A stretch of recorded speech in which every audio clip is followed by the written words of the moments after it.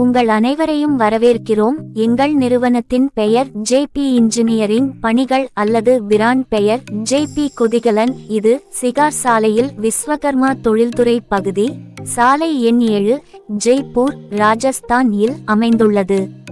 நீராவி கொதிகலன் உதவியுடன் மாவா, கோயா, ரஸ்குல்லா, பனீர் மற்றும் பாலில் இருந்து தயாரிக்கப்படும் பிற பொருட்களை எளிதாக செய்யலாம் என்பதை இன்று நாங்கள் உங்களுக்கு சொல்வோம்.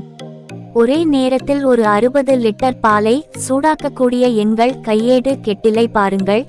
மேலும் 10 முதல் 12 லிட்டர் கோயாவை எளிதில் செய்யலாம், அதுவும் 10 நிமிடங்களில்.